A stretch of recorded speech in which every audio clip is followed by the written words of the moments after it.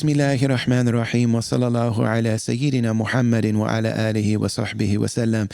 Peace and love, y'all. I'm Brother Ali. This is the Travelers Podcast. Thank you so much for being here. I can't tell you how grateful I am that you're going to be on this journey with us.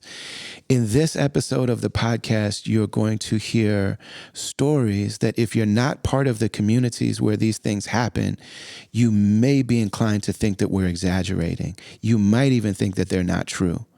These are those times where they say the truth is stranger than fiction, or like, I couldn't make this stuff up, or if I told you these stories, you might not believe them. You're going to hear me and my dear beloved guest, who's a really close friend of mine. You're going to hear us laughing like school children. You're going to hear us crying and being with each other while we cry.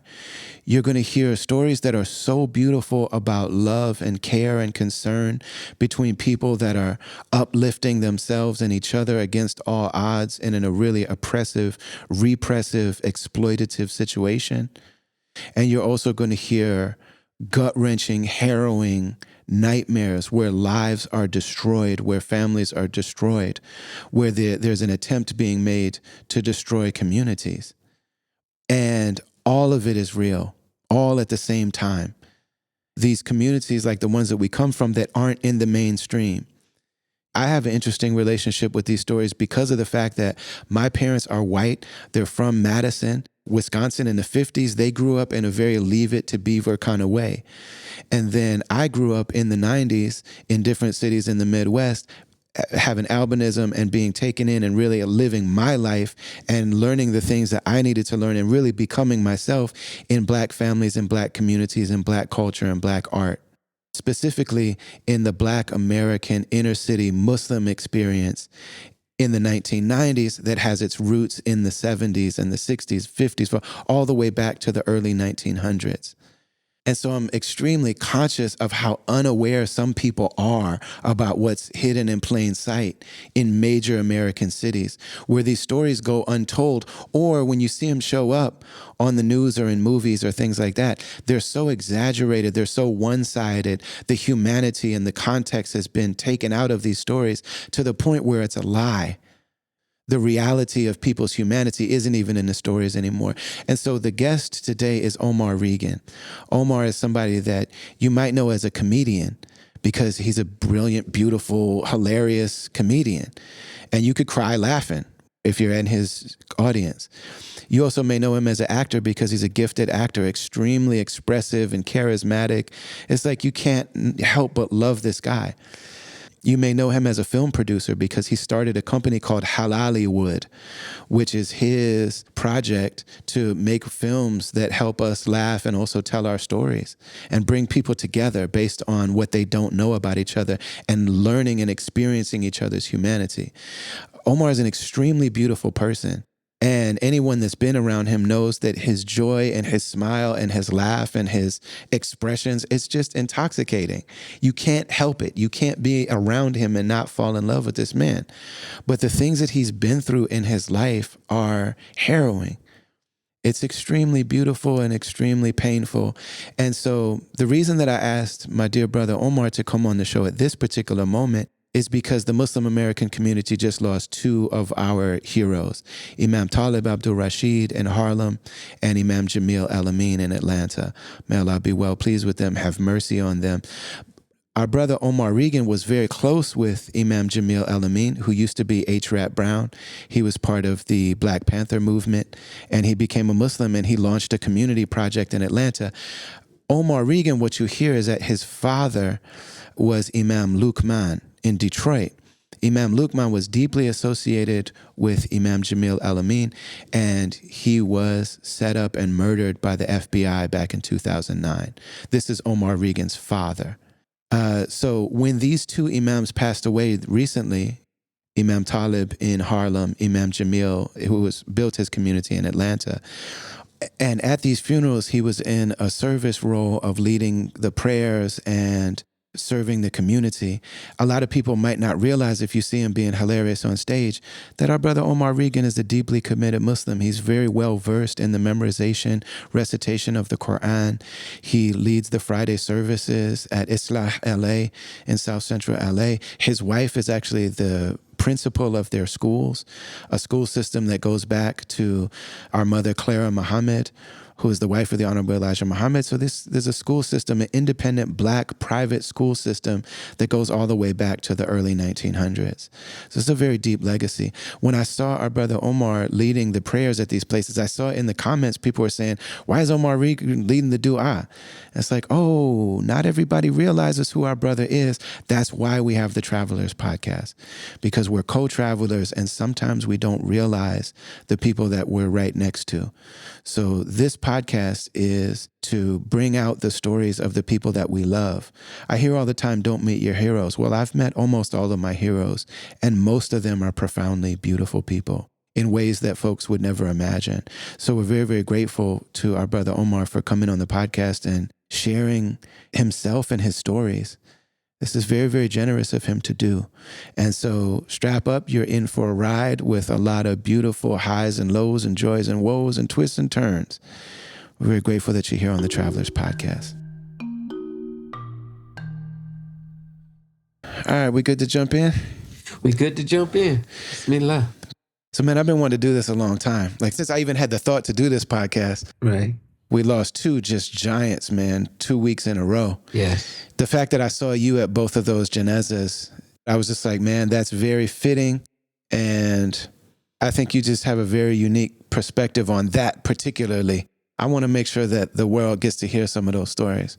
Oh, man. I love talking about our days growing up and Imam Luqman and just the sincerity and the vision that he had, even in teaching us and training us. Like, the goal was for us to be good people. Mm-hmm. And it was touching because Imam Jamil, in his clip that people are circulating, he says that the mistake that they were having in the 60s was that they were emulating the people that they were fighting against. Yeah. And Islam taught them that we're supposed to be producing good people. Mm-hmm. And that is what he also shared with my father.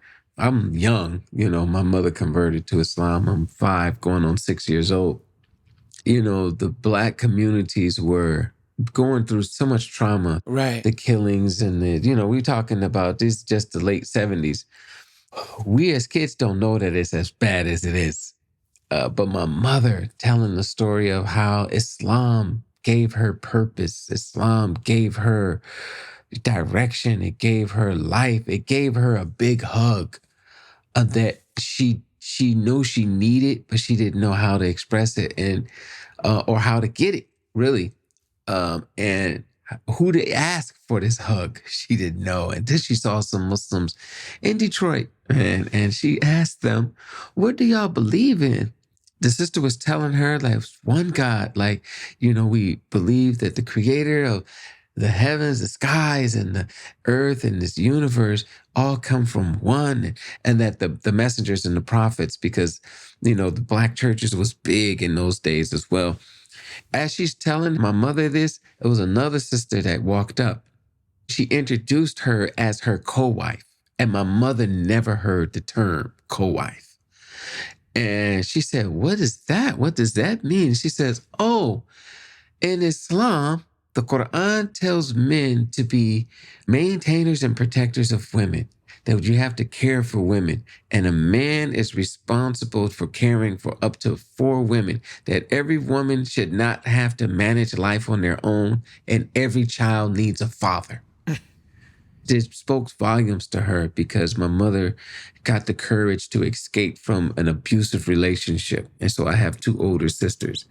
And then she met a guy who was really nice, and then he was my biological. Mm-hmm. But he disappeared. After some years, he just disappeared. And now she's a single mom with 3 kids trying to manage life on her own. Mm-hmm. And she was struggling for this spiritual calling. She needed this sense of self. Mm-hmm. So when she's talking to these Muslim ladies, it touched her because she looked at the community and This was a thriving Black Muslim community on 52 Ferry Street who was doing their best reading the books to learn what the Quran was teaching them. And yes, they had a literal understanding of it from the English translation, but it was so sincere that they were working. They wasn't leaning on the government to take care of their women. The families wasn't on welfare. The brothers was all merchants, and they had a team of taxi drivers so that they can keep their schedules free.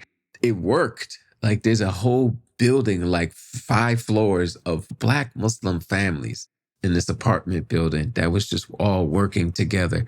Want for each other what you want for yourself. Right.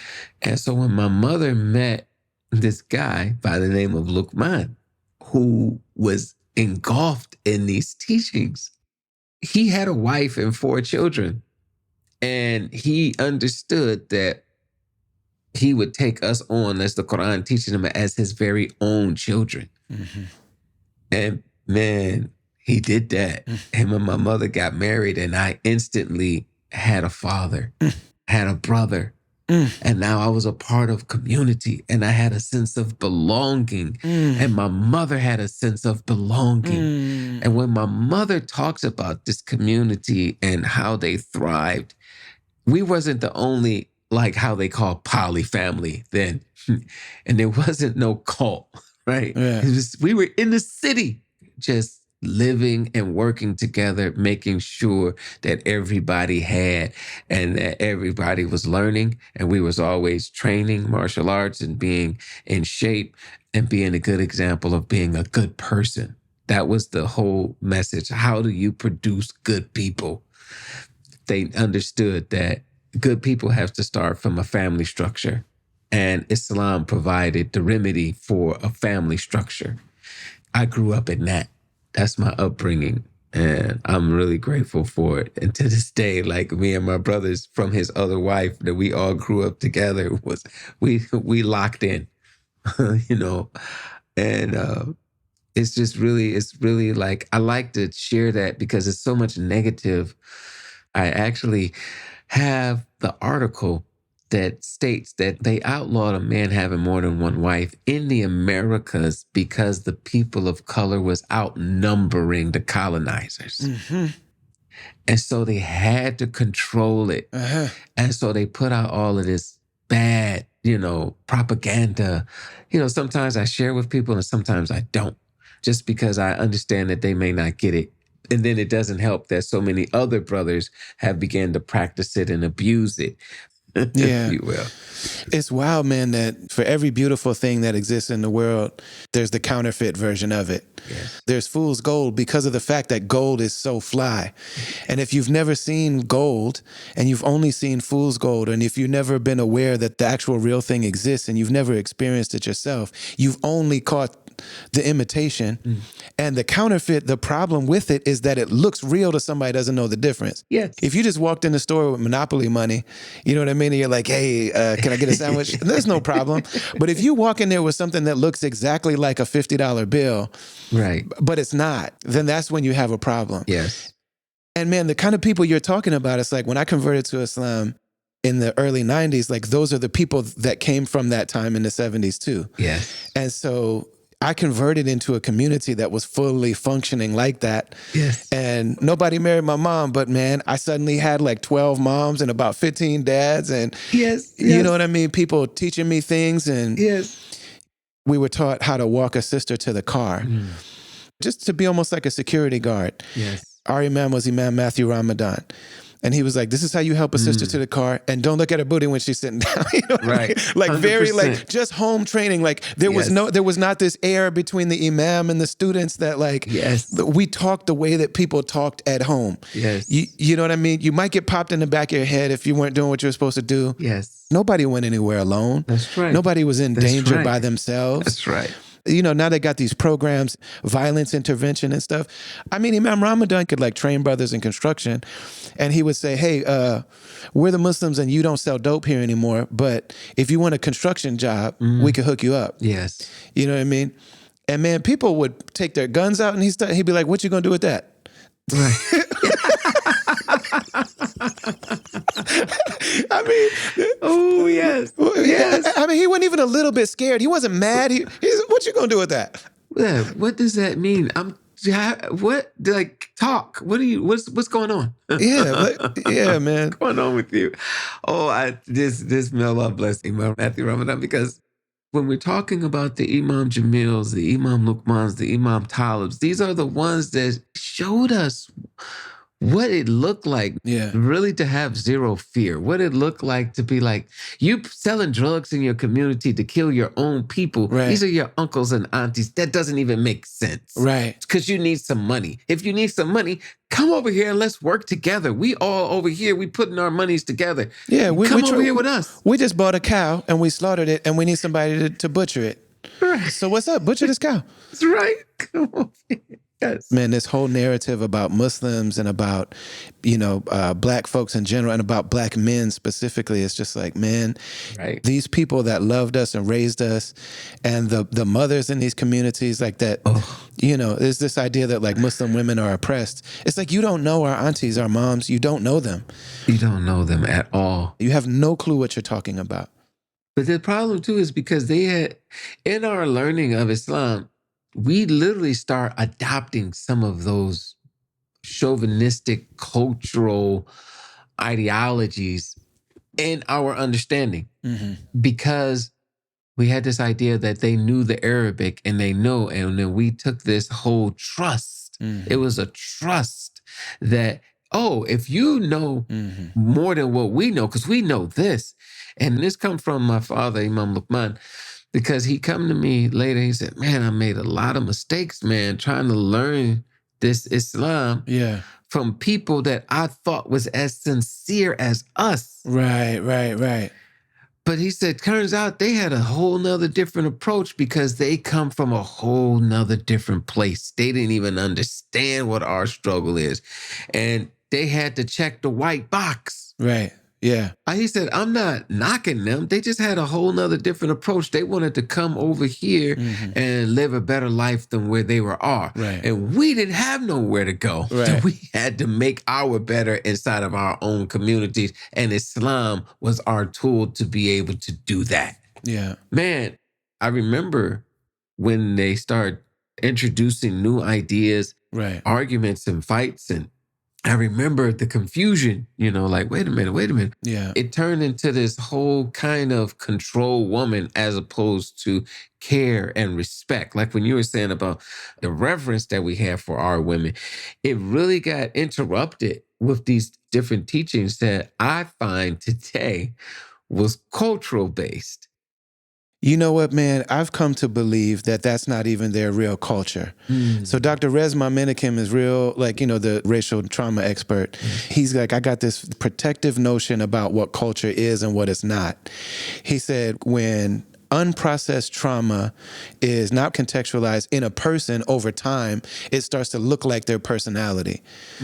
But that's not their real personality. That's their unprocessed, decontextualized trauma that just shows up over time. Wow. He said in a family, you start thinking, this is just how this family, this is just the... Wow. And he said in people, it looks like culture, but culture is an inherently positive, preservative thing that like preserves the goodness and the meaning and the beauty. I'm starting to think that there's a lot that we don't understand and that they don't understand about their unique trauma of being colonized. Right. Like, man, we went to a retreat one time and it was like all these rich South Asian people, and we're there because our teachers were there. Right. And man, me and my wife had so many microaggressions, like on a constant basis, that we almost left. Yes. Like we almost left the retreat site and we're like, we'll get an Airbnb and come in to see the teachers. But man, all these people can just jump in. These people can just get, Yes. And we almost left. And then I witnessed this thing that happened between one of the aunties and one of the younger men. And I was like, these are oppressed people. It's just that I'm so used to like oppression being poor, because that's how our communities are. Right. They have money. They can live where white people live. They drive where white people drive. They go to school where white people go to school. And so they haven't really dealt with what happened to them. Right. Like they never had their Elijah Muhammad moment. Right. They never had their wake up call. They never had their, Right. So I'm starting to think like, man, the Islam that was imposed on all of them was chosen by the English, was chosen by the, Westerners. And they chose that specifically to undermine the traditions that allowed for culture to thrive, that allowed for people to live in a way that's natural. And they'd be like, oh, those are just Sufis. Or like, oh, those people are just like, there's just ignorance, or that's just bid'ah, or that's just whatever. And man, that specific view was chosen by the British, the Americans, to fight the Ottoman Empire, to destabilize the Muslim world, so that they could do their colonialism thing. Wow. And I'm like, man, I'm sorry you guys don't have an Elijah Muhammad, or but like we did. We did. And you can say what you want about his theology, and you might be right. Right. But like, man, in terms of like, accept your own, do for self, freedom, justice, equality, discipline. Right. How to live in this oppression, but thrive as an individual and a community because of your relationship with the unseen. Yeah, man. People that they intentionally put on drugs. Yeah. Making people feel less than, treating them less than 100% for somebody to come up and tell you you are not. And look at yourself. Ooh. And I mean, those folks, they didn't just say get off drugs.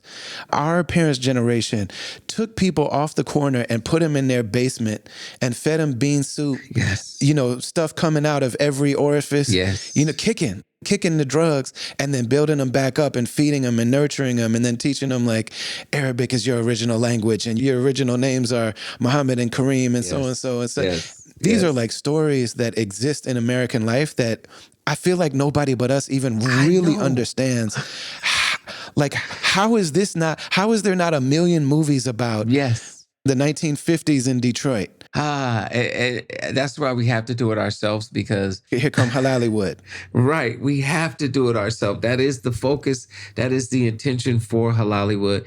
And it's always rooted in integrity, morality, and discipline and self-discipline against arrogance, against oppression, against colonizing, against that. That will always be bad. No matter what person is doing it, I need you to be able to see this, and I need you to see the story. Yeah. And let me show you what it would actually look like when human beings can actually treat human beings the way they want to be treated, when you can actually love and care. Because what would make people, when you're talking about they actually physically took them off of drugs. And I was able to watch a documentary from Matula Shakur.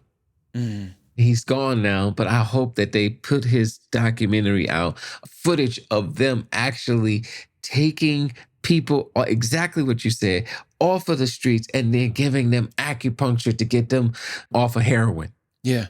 And man, it worked. And why would they do that? Because they were taught to love for your brother, save your brother. Like, we have. And I'm like, man, exactly. Do y'all have that? Man, I came in at 15. When I was 16, I was assigned to an elder. Mm-hmm. His name was Brother Howard Tawab. And he had been in the Nation of Islam. And every Jummah, Imam Ramadan would say, like, how many times did you call Brother Howard this week? And I had to go over there. I had to, make sure his heat was on. I had to physically enter almost like a wellness check kind of thing, bring him food. And I would like look in the cabinets, make sure stuff was clean. He lived in like an elder care facility, but people weren't being cared for right.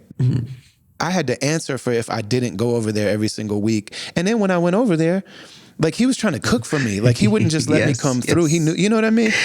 Like, man, one time he boiled some spaghetti noodles and he put salsa on it. Oh. He said, brother, I done made you some spaghetti. I said, yes, sir. It's like salsa and noodles, you know what I mean? But I sat up and ate. He fed me. He was like... Yes. And listen, I'm guessing that it wasn't that bad. I mean, while it was nice to be sitting there with somebody that... And then the other thing that's not talked about is, like, this was maybe 1995. So 20 years prior, he was just like, man, the white man is the devil, the skunk of the planet Earth. And now I go to his house every week. He's making, he cooks for me. There was never a word spoken about anything. It's just like, this is a young Muslim. Ain't that something? I want to make sure that we get to some of these stories about Imam Luqman. Oh, man. Can you tell us about the turban? Yes.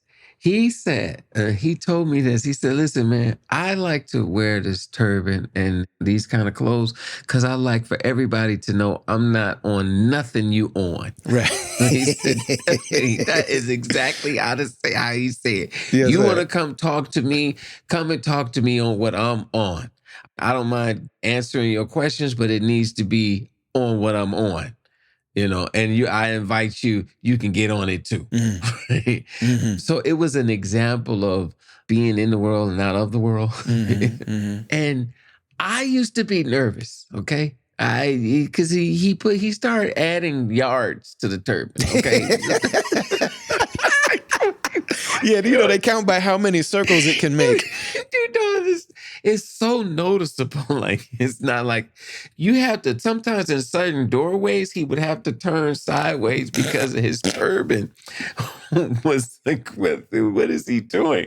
And I remember we were traveling and they was asking him for his passport, his ID. He was like, hey man, I'm American, man. Just come on, man. Give me my ticket. And they was like, sir, are you sure you are American? He said, you see my ID right there? He said, what y'all want me to do? Start picking cotton again? Oh my God. And it just confused these people. Like, he is American, but he looks like he's not. Like, where'd he come from? I remember one time we were in Dunkin' Donuts and the guy started laughing at him. And then he turned around and he was like, oh yeah, you laughing at me, but you the one with the earring in your ear. Mm. And it actually, as a youth, it helped me learn confidence, like based upon you doing what you want to do, with being who you want to be. His thing wasn't to be the imam, but because of his sincerity, people was like, no, it's you, man, it's you. And this is how he ended up being Imam Lukman. Mm-hmm. And so he established calling the adhan. He already talked to the neighbors, right? This guy was proactive. He already talked to the neighbors, and they was like, "Oh, well, sing your song. Yeah, I want to sing your song. Sing your song. Yeah, it's the call to prayer." And the police drove up on the sidewalk, and I remember this. Like the police officer stood on the hood of his car, and they just ripped the speaker down from the doorway. They arrested him, saying he was disturbing. And then it was the neighbors that was like, leave him alone. Why y'all stop them from singing that song? Right? And we appreciate that song. And it was like, they didn't even expect that people would come to his defense. Mm-hmm. And one of the big reasons why we noticed they would always come to his defense, because he told us these are our people and we got to take care of them. Mm-hmm. So he had the soup kitchen, he was checking on the people in the neighborhood. Hey, y'all, just want to break in and just make sure we're on the same page with some of the context here with this conversation that I enjoyed so much having, and I'm enjoying re-listening to now with you. Really, what we're talking about here is a moment in time in a history that goes back even before the slave trade. Slavery is not the beginning of Black history. It's an interruption of Black history. And me and Omar are both people, and a lot of our friends go to West Africa at least once a year because we've got scholars and teachers and guides and communities there that we're deeply connected with. And when you go to West Africa, you see how amazing these people really are and what was stolen from them in the slave trade. But we're talking about a history that's inclusive of all of that. And then after hundreds of years of enslavement and then Jim Crow and Reconstruction, we're talking about Omar Regan in the 70s, 80s, and 90s, growing up in a community like this where people had resisted all of this and had found Islam and are living these lives of like, man, this is not mainstream dominant culture stuff. You talking about men having more than one wife to try to build families together, people all living in communities together and taking care of each other. We just went through this thing where the SNAP benefits were cut, and there should absolutely be this safety net for people. You know what I mean? And that's just the beginning. But I just remember what it's like for us growing up in these communities where people really took care of each other, where everybody ate together and went places together. These ice raids and things. It makes me think of days going by when we were literally a security service for each other. I think it's really important that we get a sense for the love. So now we're going to go into some territory that's not as happy, even though there will be laughter and tears throughout these parts. And honestly, I had to mute a lot of me because while Omar is telling these stories, we're crying together, and I just muted a lot of the times where I'm just straight up weeping, hearing these stories, because it makes me remember our elders and what they did so that we had the chance to be who we are.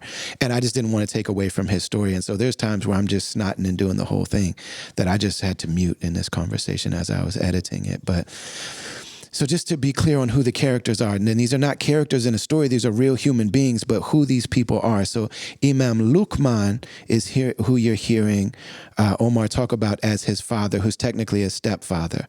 But it's like, that's the man that loved him, raised him, trained him, and cared for him and nurtured him. Imam Luqman is the Imam in Detroit. Imam Jamil Al-Amin is formerly H. Rap Brown of the Black Panther Party, who wrote all these incredible works and led a real community in Atlanta. So the connection between these two imams is that they're part of the same legacy, the same mission. And Omar, as a child, is being sent back and forth between Atlanta and Detroit, which are sister cities in really beautiful ways that I'm talking too much already, so I won't go into it. But now you'll start to see how these stories intertwine in ways that are very harrowing. If you're listening to this, please go to brotherali.com and go to the join section. We've got a thing called the Caravan. I'll talk about it a little bit more later, inshallah. But the Caravan is the way that you support the music, the mission, the message, the podcast, the conversations, the learning series, all the stuff that we do. Back to the conversation with our dear brother, Omar Regan.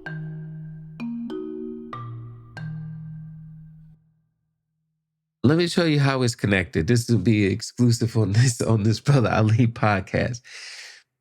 When they targeted Imam Jamil, formerly known as H. Rap Brown, and they convicted him of a crime he didn't commit, it was clear that he didn't commit it. Impossible he could have committed it. It was impossible. Like, the testimonies from the officer who was shot said he shot the assailant, and he described the guy that actually confessed to the crime, and Imam Jamil never fit the description. He was never even there. Right? Yeah, He was never present. He had his alibi. They just completely railroaded this man, and they put him in jail. With the plan that it appears they had for my father, because my father was a strong follower. I actually worked in Imam Jamil's store in Atlanta when he traveled. I had to keep Imam Jamil's books together. I ran up the phone bill talking to this one sister in Houston, Texas.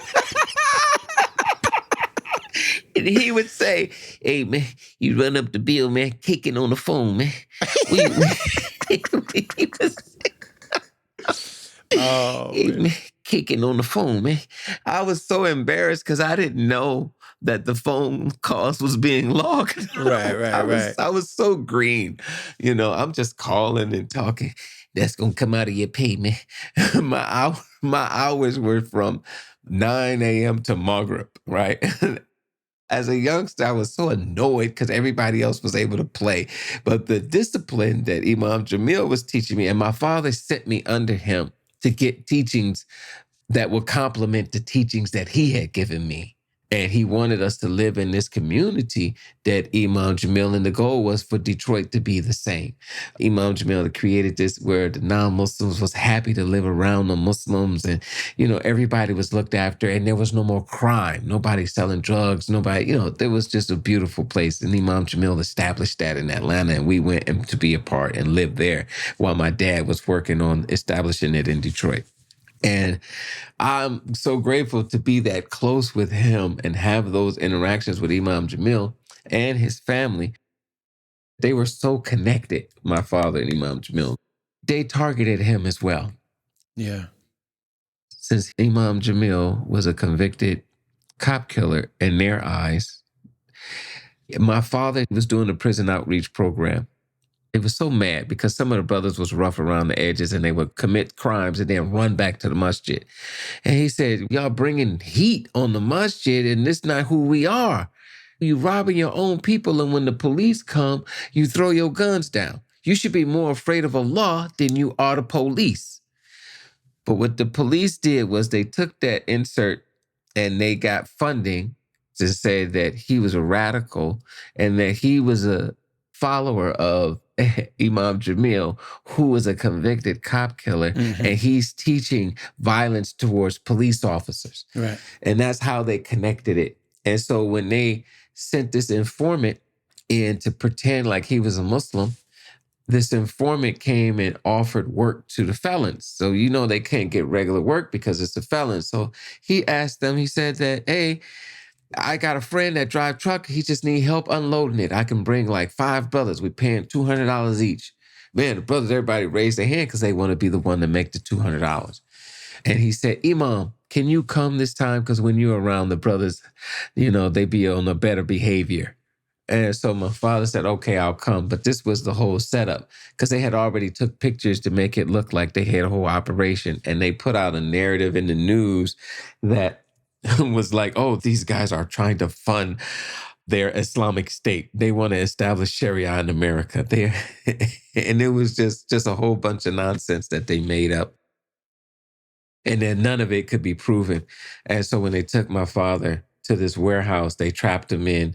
And then at first they put out on the newspaper that it was a shootout with a radical imam. But my father didn't have a gun, which everybody had expected that he would have a gun because he was known to carry a gun sometimes, right? He had been shot twice.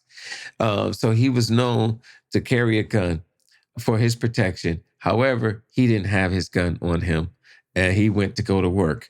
And then they told everybody to get down and we had to fight for the footage. And once we fought for the footage with the lawyers, man, I'm really grateful for these lawyers to this day.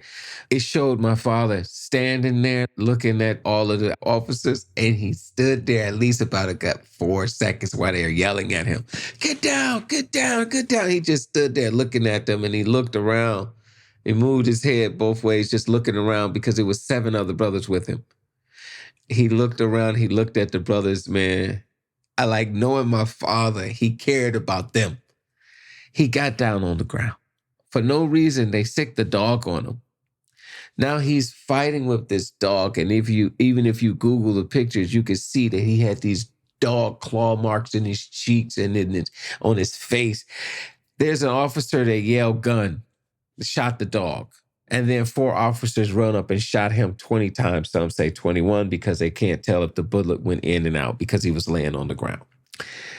They helicoptered the dog out, and then they let him bleed out, and they closed the scene down. And they put out the news, a shootout with radical imam. And we had to fight, man, just to be able to change the narrative. But this was all before social media. Yeah. It's 2009, right? It's 2009, and I'm 34 years old. So I'm like, what am I supposed to do? So I'm fussing at the protesting at the FBI building and all of these FBI agents in their little riot gear and everything. I'm like, man, y'all, this is, I can't even remember everything that I was saying, but I was humbled because I was proud of him. Just the person that I knew him to be, because I had a dream about him that very night of him giving me instructions and directions on what to do because I didn't know who to trust. That made me feel like if what they do in the movies, like, you always have help, right? Yeah. It made me feel like that. But it also made me feel sad and hurt because I didn't have a voice. I couldn't tell everybody what really happened. And even to this day, people don't really know the details on what really happened. No. I was able to wash my father's body, and I was able to give him a kiss on the forehead. And that does something to you. It gives some type of healing. There's a connection, man, in that ritual. We're taught in Islam that you honor those who the Creator has called back by maintaining their dignity in life and in death. And then this Quran is such a healing that it tells us the things to say when you are troubled with these type of troubles, with this trauma. It gives you this to say, Inna lillahi wa inna ilayhi raji'un. ولا تحسبن الذين قتلوا في سبيل الله أمواتا بل أحياء عند ربهم يرزقون فرحين بما آتاهم الله من من فضله ويستبشرون بالذين لم يلحقوا بهم من خلفهم ألا خوف عليهم ولا هم يحزنون. Yeah, man. Yes. It's this Quran. It gives you that. And that passage ends with وقال لهم الناس إن الناس قد جمعوا لكم فاخشوهم فزادهم إيمانا وقالوا حسبنا الله ونعم الوكيل. What in the world? What like, man, in the world?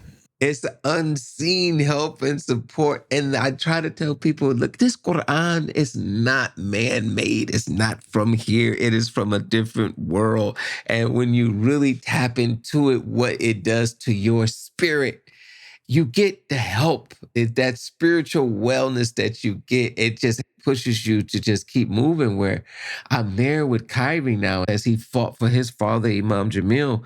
It's an honor to stand with him because I understand that pain, but I understand this honor as well. I was honored to be at those janazas in these back-to-back weeks, because as I believe that those spirits would be connected as they were already connected in this world, they would be reconnected in the next world.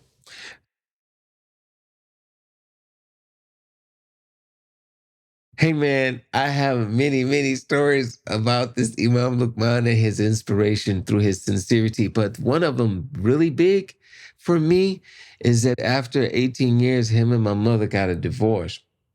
This is why I tell people he's my hero, literally. Is this man come to me and he said, hey, Omar, man, I made a lot of mistakes. One of the biggest mistakes, man, that I was making was with your mom. She just was trying to be herself as she was growing to be the person that she was. And I kind of messed that up, man. I was too hard. And it wasn't for me to control that. I kept trying to push people to be where I'm at. Man, it's about Allah, man. Because at one point he said in the khutbah, these women talk about quality time. Quality time is for Allah, right? As though he said, I was too hard on the people in the family with my love for Allah and love for the Prophet. I was too hard on them and I didn't know how to balance that well. And man, that lit me up. I know him. And he don't talk like that. It lit me up to be like, you a real man. You a real person. You really mean this thing. Because you coming to say, I made these mistakes. I didn't know I was making a mistake. And that thing, I looked at him, I feel like I was looking at like Bruce Leroy when he had the glow. Right. That's how it made me feel like. I was like, man, I love this dude, man. You are amazing to me. And I wanted to support the cause. I told him, I was like, I'm creating this company. We're going to tell these stories through Hollywood and my films. You're going to be my spiritual advisor on everything. And that was my whole vision on what I was doing because I needed him to also get a check because he was like, man, we don't care nothing, man. Allah is the provider, man. And I was like, this is true. And this is why I'm around, because I believe Allah will provide through me, because we need some money. Right? We can't keep on struggling. I was learning from what he taught me with a whole different perspective, because he was just like, man, I'm tired of being... He wasn't suicidal. He just was tired of being in this world where people just lost their morality and their dignity and they just he would say, man, they just keep following that dangling carrot, man. Anything master tell people to do. And John Singleton, my father did a program at Wayne State University, and John Singleton told me, he said, man, your father, man, they asked him a question and said, what's it going to take for black people to change? He said, oh, you want to change black people? You got to change white people first, because blacks is too busy trying to be white. God, they want to be. It's like, man, this dude. Is it okay if we get the story of riding in the cab on Thursday night? Oh, man, listen. Speaking of the Turban. This guy, man, he drove a taxi. Yeah. They would call taxi cabs to a abandoned address, right? And then they would lay and lurk and wait to rob the cab driver. Yeah, they were doing that with pizza deliveries. They were doing that with all kind of stuff. Yeah. Yes. They ran up on the cab and his window was parked down. The guy said, yeah, man, put the gun on his turban. You know what it is. And the gun is on his turban through that little hole in the door. As he started grabbing, he said, all right, all right, all right. You know what I mean? He said, man, they just pulled the trigger, man, shot me, man. And then he said he slumped over and he heard this ringing in his ears like, fing. He was saying to Allah subhanahu wa ta'ala, oh Allah, not like this. Not like this, man.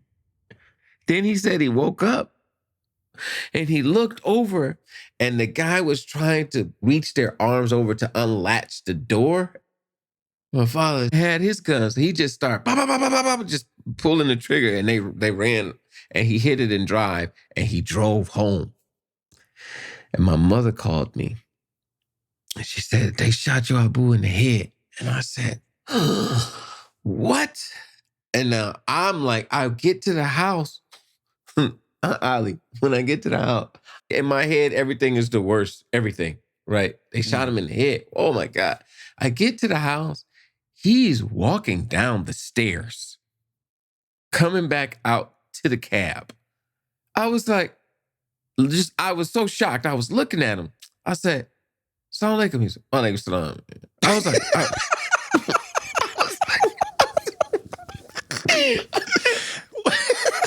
I'm looking at him. This is all real. He said it with an attitude. And I was like, Umi said they shot you. Man, yeah, man. They got me, man. Scaffers, man. Scandalous. That was his word. Just scandalous, man. They got me, man. And I'm looking at him because he don't have a turban on, but he has the kifaya, the scarf that he wear under it. He looked at me.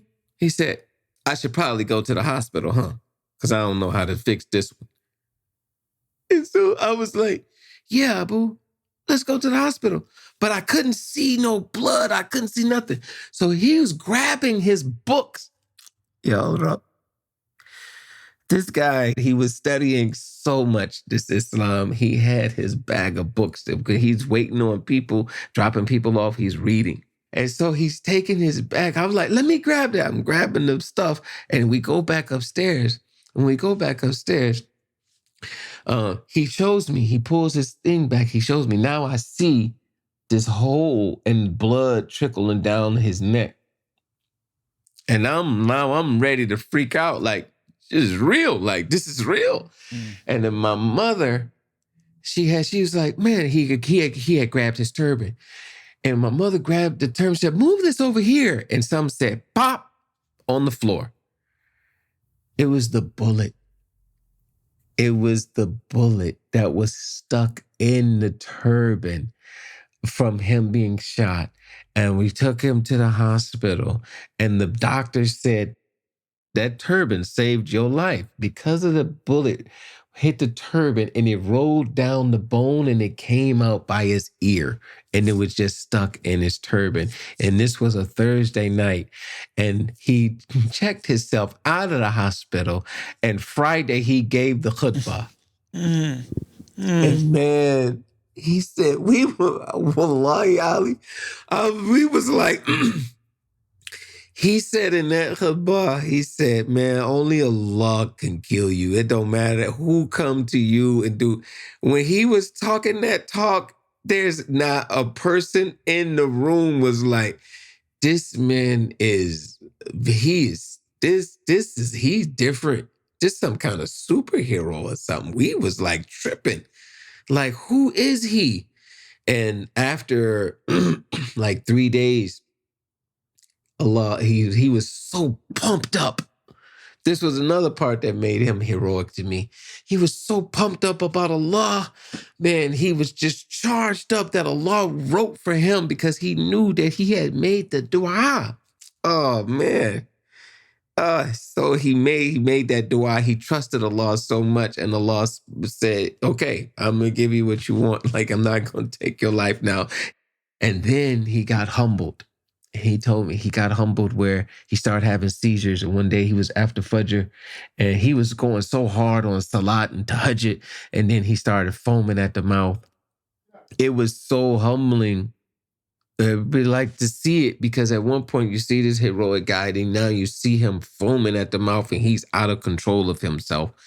And then we took him back to the hospital, and the doctor said that there was one drop of blood that they can see that got on his brain that started causing contusions. And that's where the seizures was coming from. He told this guy, he literally was like, no, that's Allah, man. Allah was humbling me, man. I was tripping too much. He would tell me everything, man.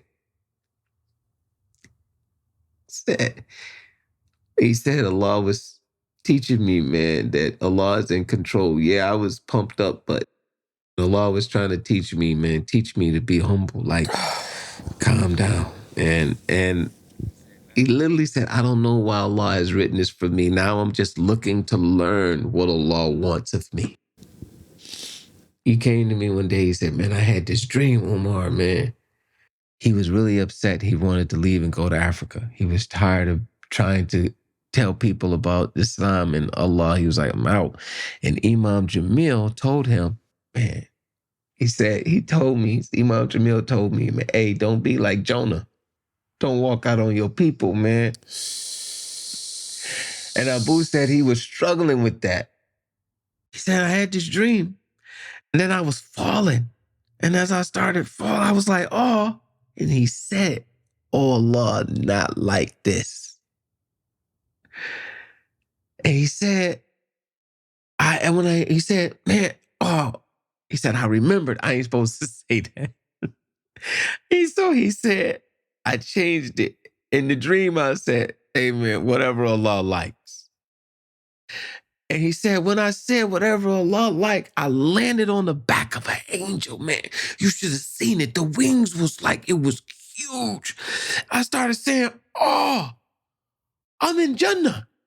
I need to go and see the prophets. I want to go and see the Prophet Muhammad sallallahu alaihi wasallam.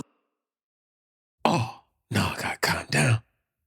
And I said, whatever Allah likes. He said, and when I said that, I was walking in the door of the masjid on Joy Road, man. And I woke up. He said, man, I walked into the masjid in Detroit. And he said, I guess that means I got to stay. La ilaha illallah. Oh, man. I was like, he's different, man. He was really, really just different. Assalamu alaikum, y'all. So this story is amazing, like I told you it would be. Omar just shared with us 2 stories about his beloved father, Imam Luqman, Allah yarhamuhu, may God have mercy on him. And he told him in reverse order, kind of, which great storytellers sometimes do that. But he told us the story of Imam Luqman driving a taxi cab so that he could have his own business and he could have his own autonomy of his schedule so he could serve the community. He gets robbed and shot as a taxi driver, and that turban that we were joking about in the first segment actually saved his life, along with the fact that he prayed in that moment, oh Allah, don't let me go out like this. After all these years, don't let me die at the hands of one of my own people shooting me for the money that I might have as a taxi driver. And we believe that Allah granted his prayer. And he reaches a stage, Imam Luqman does, where a lot of our leaders do, where like they've given and given and given and given and given so much to the community that they get to a place where they're like, man, can I just live life? And Imam Luqman wanted to move away and maybe go to Africa and just like, man, let me live the life I've been trying to share with other people and facilitate for others. And Imam Jamil Al-Amin in Atlanta says to him, this always gets me. He says, you can't be like Jonah. The story of Jonah in the Quran is that Allah tells him as a prophet to go speak to his people, and he tries to leave. He goes away at sea. He's trying to get away from his people. It's like, I don't want to do that. The prophet Jonah, Yunus, and the ship goes down, he gets swallowed by a whale, and in the whale, he has to ask forgiveness. The whale spits him back out. And then he says, I have a 3-day journey to get back to the people. He has to stay serving the people because that's his life's calling, whether he wants to or not. And Imam Luqman, Omar's father, reaches a point where he does that. You know, Omar tells us a story of how he was set up by the FBI and he was murdered. And in order for Omar to clear his father's name, because they called him a radical imam, they said that he was a shootout, all this kind of stuff, Our brother, this man who is so generously sharing these moments of his life with us, had to acquire the videotape of his father being set up, attacked by a dog, and murdered by the Federal Bureau of Investigation of the country that he lives in. His country set up his father and murdered him. If I understand his story right, I didn't want to cut him off, but I think they said that they helicoptered the dog out for medical attention and they let the human being, Imam Luqman, bleed out, and they closed the scene so that he would bleed out. And like, how do these people go on being so beautiful and being so loving, not being consumed by bitterness? What would you do if the FBI killed your father when all he was trying to do is uplift his people? Some people would get a gun and walk outside and just shoot everybody. Some people would end their own lives. And you couldn't judge somebody for doing any of those things. Omar Regan is in a place where he committed to his family, when he committed to the tradition of his elders and started producing his own films and launched his own career as a comedian to make people laugh. Excuse me for saying it like this, but who the hell finds that kind of beauty in themselves? So that's what we're going to get into next with our brother Omar Regan. If you listen to this, I want you to know that I've always been independent, but I am even more so that way than ever before. At this particular moment, we don't have a record label, we don't have a booking agent, and we don't have a sponsor for this podcast. I don't have time to tell you all about it right now, but it's just the reality. So while we've always been independent, we're entering a moment where we're more interdependent on our community than ever before. And I have a lot of hope for this time, and I think and believe that what we do will become even more focused and more bold in our seeking and sharing of truth. But I'm going to ask you, as the community that listens to this podcast, to do a few things for us. First of all, share it. There are people that are in your world that whatever brings you to this podcast, whether it's hip hop or Islam or movement stuff or all three, that don't know about the podcast. And if you share it with them, you'd be sharing a lot with them. So we've talked to people like Omar Regan and Imam Zaid Shakir and Ilhan Omar and Chuck D and Dr. Cornel West and Pharaoh Monch and Immortal Technique and Slug from Atmosphere. And, you know, we had our dear brother Vinny Paz came on this show and wept really openly, talking about his own journey. Our sister, the Village Auntie, has been on this podcast. We've had Zainab Ismail. We had a lot of beautiful people on this podcast from these different worlds. And maybe it's because it's such a unique kind of pairing. It all makes sense to me. But there's a lot of people in your network that share the interest that you do, and maybe you haven't shared the podcast with them. Please do so. The second thing is that in the areas where you're involved and where you might have a voice, places like mosques or music venues or community centers or universities, let people know. Please be our voice and let them know, like, there's this guy, Brother Ali, that comes from all these communities. He can rap and talk and lead the prayer and all this other stuff. And reach out to us on connect@brotherali.com. You'll see it on the brotherali.com website or on social media. There's an area there where you can connect us with opportunities to bring this message, music, movement to the people. And we'd be very grateful for that, because there's nobody doing that professionally for us right now. We're relying on community. The other thing is that you can go to brotherali.com in the join section. Our subscriber thing is called the Caravan, and there's different levels. Starting at the $5 level, you can get in and you get access to all of this exclusive content. There's songs on there that I don't ever want anybody to hear, but you get to hear them if you're in the crew, because of the fact that, like, all right, you get the context. I don't mind if people hear me, my worst moments, in context. I just don't want people to hear them out of context. And that's part of what we're talking about in this podcast. And it goes all the way up to the $100 level. At the $100 level, we have a very real community of people that are in conversation and community with each other. Those people also get all the things that we do and offer. They get it all for free, and they get it first. But at whatever level you jump in, you're really supporting music, message, mission, the learning series, the podcast, these conversations, all the stuff that we do. And we're completely interdependent, which is even deeper than being independent. on our community right now. That's you. So whatever you do, thank you for being here, and enjoy the rest of this conversation with our brother Omar Regan on Travelers Podcast. It was like what we're talking about the Imam Matthew Ramadans and the Imam Jamils and the Imam Talibs and the Imam Wardeen. Imam Zaid. Imam Zaid. Imam Fahim Siraj. Shuaib. Yes. Siraj Wahaj. Imam Pleeman El Amin. Yes. You know what I mean? Imam Darnell. Too. Imam Darnell Kareem. Imam Darnell Kareem. Habib, they don't know about Imam Darnell Kareem, man. Imam Sadiq, they don't know. I was with them, man. Like, yeah, these men, boy.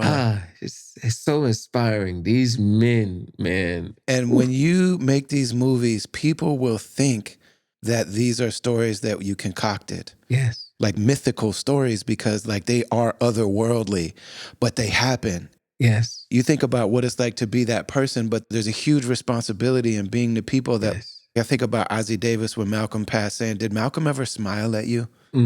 Because if he did, then you would know him. Yes. We know all the things we know about the Prophet ﷺ because of the Sahaba. Yes. They witnessed it. They saw the person walk on the street and just choke him, and he smiles at the person, and the person's like, man, I can't do anything with this guy. They saw the woman throw trash on him every day, and then one day she doesn't throw the trash, and he knocks on the door. Are you okay? Yeah. I thought I was going to get a little trash shower this morning. And I got, And like, then the question becomes like, what do I do with this now?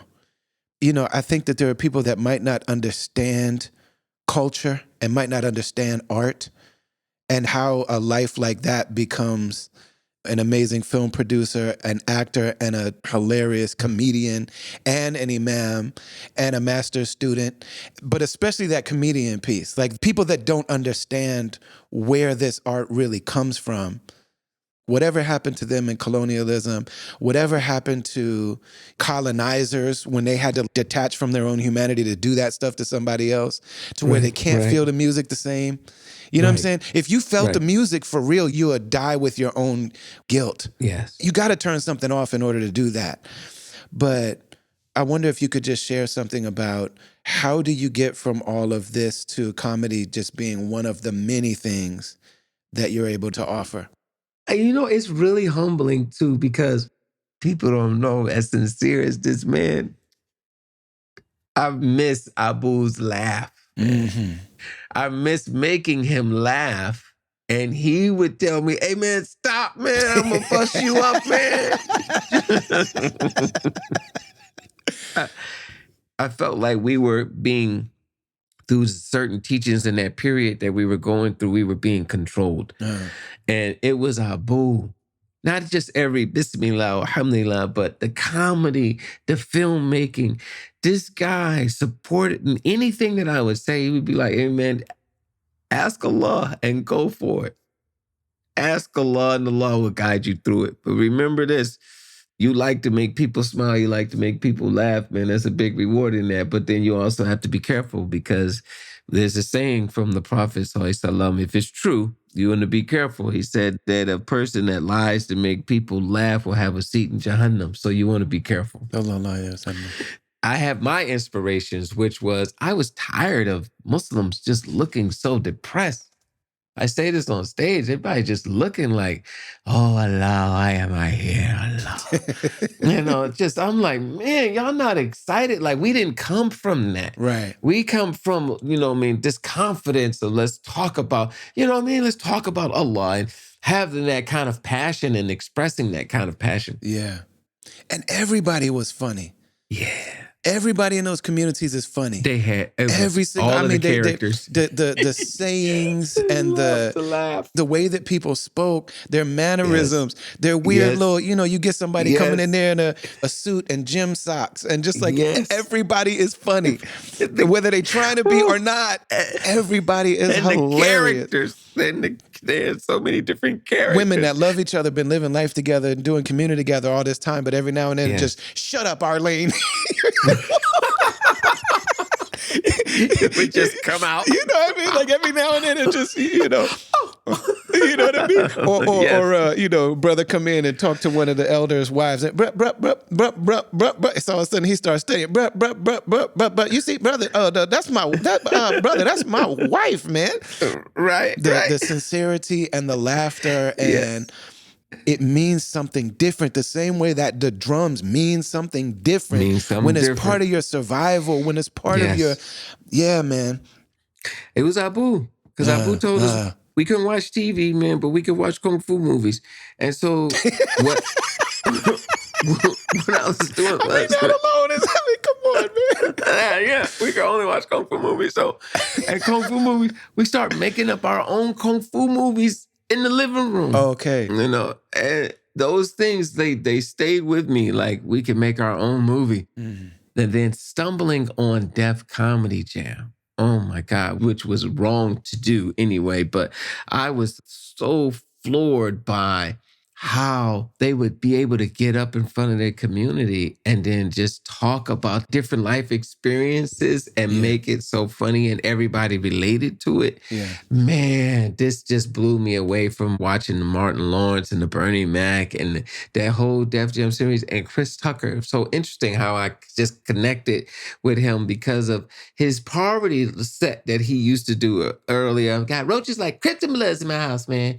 I was like, man, it was so inspiring that he could just talk about something that people would be embarrassed about. Yeah. But people would laugh. And I was like, I want to do that.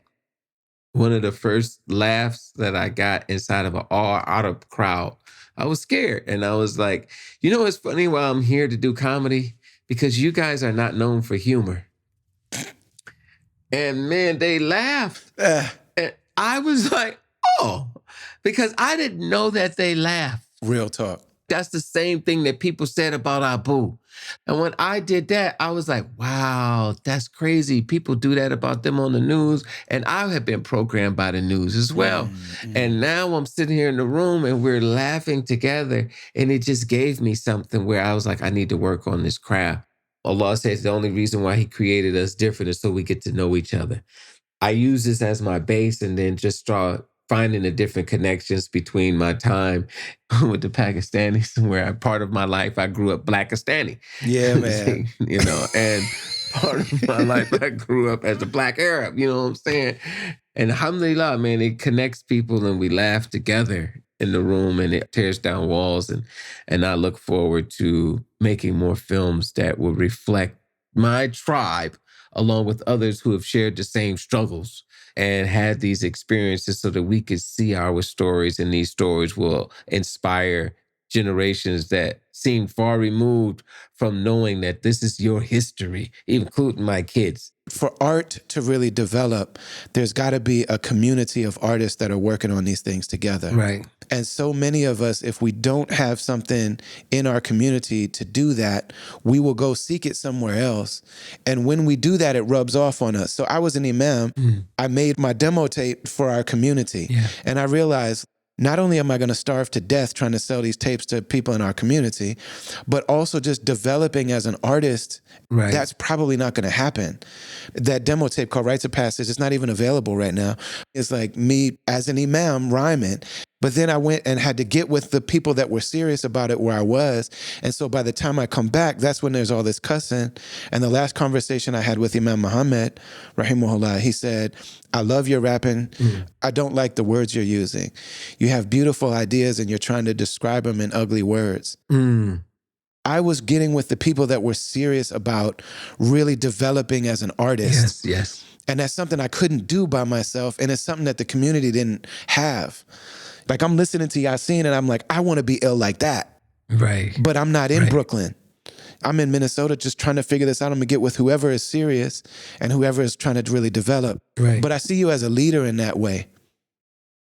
I'm really, truly grateful because, like me, and even learning how to balance this artist life and this knowledge life, I'm inspired by the likes of yourself as well. Man, and I told you this before, but it's like, when I witnessed you first have all of these just innocent, beautiful, good white people saying, yeah, why, dude? I was like, oh my God, this guy is amazing. It was such an inspiration on my journey. And this was like one of those take it to the streets. And they had you perform in the daytime. They said, man, you put this albino man out here in this daytime. I was amazed because when I saw you, I was like, well, he needs to be on the main stage. And it was just so inspiring to me because I didn't know you. I didn't know who you were. I'm like, what? Who is that? Just wanted, like, that's Brother Ali. What? Right? So, SubhanAllah. I mean, and then now also seeing your involvement where it's like second nature and how you hold on to who you are and inspire people in those spaces. Oh, and then even being able to just, build a brotherhood and a friendship was just so humbling because you yourself, Amir Suleiman is another one. Man, we just trying our best to be good people, to do our gifts and to be an inspiration and a benefit to humanity. And like they say, we all have the dark side and the light side. And they say, which one wins? And this is the one you feed. So I'm putting all of that into doing my best to maintain the discipline, to honor the gifts and the talents that Allah has given me, to increase me with humility and save me from humiliation, keep me with the confidence, that I am here for a purpose and it is for a purpose, and that I can honor the works of our leaders, including the Imam Luqmans, the Imam Jamils, and the Imam Talibs, and the Imam Matthew Ramadan, honoring their works of what they did for humanity and the sacrifices that they've made. I'm interested in that with my art.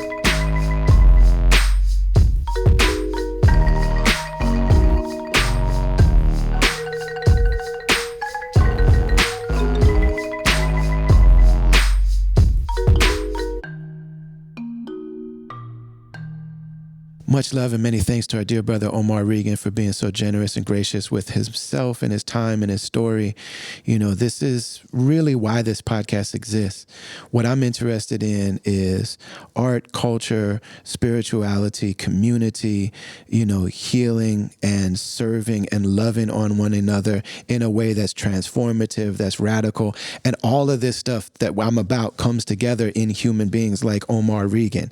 He's very special and he's very unique. But at the same time, there's a lot of people like this in the world and their stories don't get told. So if Omar was the only guest on this podcast, then we did our job. But he's not. There's a lot of them. Go and support him, though. Check him out, social media. Follow him everywhere. OMAR, Omar Regan, Regan. Follow him. Go and see him do comedy. Most of the time, he's hosting and performing for global charities. So you'll be supporting something good while you do it. And also, he is one of the people that does the sermons at a place called Islah, ISLAH, in what now they call South LA. Used to be South Central LA. I don't know what that's about, but that's a whole conversation. But this mosque community is a very, very beautiful one. You can walk in there at any time and you'll see beautiful people doing beautiful things. And if you're not a Muslim, it's very, very welcoming. They also have a school of which his wife is the principal. And it's not only Muslims that go there and, find community and love and service and all of this stuff. So support that, follow that, check out the films that he's done, support this brother in any and every way you possibly can. Speaking of which, like I mentioned, I'm in a place where I've always been independent as an artist, as a speaker, as an activist, and now I am more so than ever. And, so I don't have a booking agent. I don't have a sponsor for the podcast, and I don't have a record label that's out here promoting my music. Now, all that being said, that's not even how I frame it. What I do have is an opportunity to be more focused, more driven, more clear, and more bold than ever. And the way to do that is to do it in and with community. So I've gone from being independent to being interdependent on community. And that's you if you're within the sound of my voice right now. Start, please, by sharing the music, sharing the podcast, and sharing the stuff that we do with other people. It's hard to break through algorithms. It's hard to get stuff in front of people so that folks even know what's happening is happening. And so you have a big role to play in that. Please share not only my stuff, but all the people that you support. Like, share this stuff with people. There are people that don't know there's a podcast where somebody is talking to Cornel West, Ilhan Omar, Omar Regan, Chuck D, Pharaoh Monch, where, Slug and Ant from Atmosphere are coming through, where Vinny Paz is opening up to the point where he's weeping and talking about his journey, where R.A. the Rugged Man and Chris Calico and all these incredible people are coming together. Village Auntie, Zainab Ismail, Sa Rock, Maymuna Yusuf, Mumu Fresh, all these just visionary, legendary leaders, luminary people are coming together and sharing their life story. So share it with them. Share the music with people. You know, the music that I made up till 2017, I was talking like I was in a hip hop battle, which I was. So I'm cussing in that music. After 2017, starting at All the Beauty in This Whole Life on, it's mostly clean. So you're okay. If you're a religious person, you want to listen with your kids or you want to share it with your, you know, people that are in those situations, you're good from 2017 on. But before that is just hip hop music, the way it sounds and the way that we talk. So you can share all that. Secondly, you're probably involved in some sort of place that has music, art, culture, speakers, educators. You know, we do learning series, workshops for songwriting for adults, for children, for people in community. Let the people that you're in community with know that there's a guy called Brother Ali that's got this weird, unique set of things to offer, and you can invite me. You can go to our website or go to connect@brotherali.com, you know, and hit us up. So that's another way. If you want to be more directly involved, which also has a financial support element, go to brotherali.com, go in the join section, sign the mailing list while you're there. That's free. But go to the join section and get down with the caravan, which is our subscriber thing. And that's where, starting at $5 a month, you really support what we're doing, keeping the lights on. It's me and BK1, Brendan, who's my partner in all of this.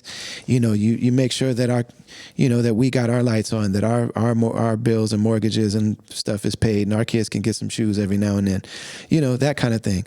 But also you get access to all sorts of exclusive stuff. There's music that I've done. There's things that I've done that's not for everybody, because I don't mind you seeing my whack moments. Like I did a bunch of commercials. I did a song for like a campaign one time, a political thing. It's embarrassing out of context. So like those things aren't really out there on the internet. But if you want to hear them, you can hear that, a bunch of exclusive like guest appearances that I've done, oral histories of stuff. You also get exclusive podcast stuff. So me and Omar sat and chopped it up and cracked up laughing about all kind of stuff that I just didn't have time to put it all in this episode because I wanted it to be manageable.